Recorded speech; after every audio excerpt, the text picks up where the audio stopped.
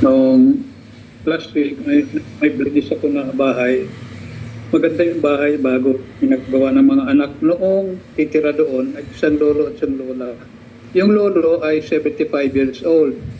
Nung tinanong ko siya, 75 years old. Sabi ko, "Hoy, kuya mo ako 78 na ako."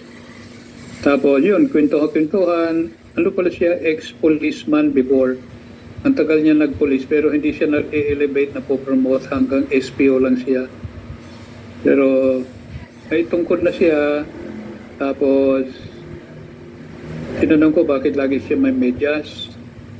Kasi pala tinatago niya yung mga fingers ng paa niya. Wala na siyang fingers sa paa. Naputol na raw kasi diabetic. Ganun pala yung diabetic pag may sakit ka na gano'n. Mangingitim na lang yung daliri. Kailangan putulin kasi hindi na marirevive.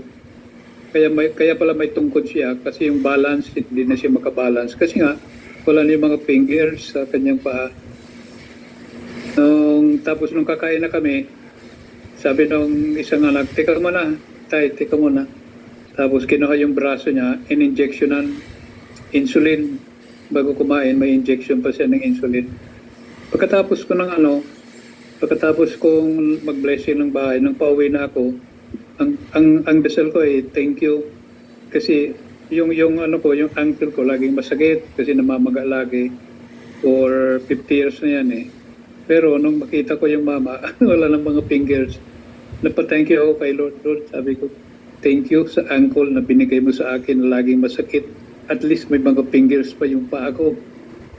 Doon ko na-realize na kung mayroong problema, masyadong natututok sa problema, nakakalimutan magpasalamat doon sa mga blessings.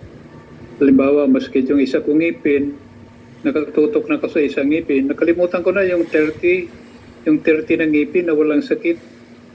Hindi ko mapasalamatan si Lord kasi doon lang nakatutok yung attention ko sa isang ngipin.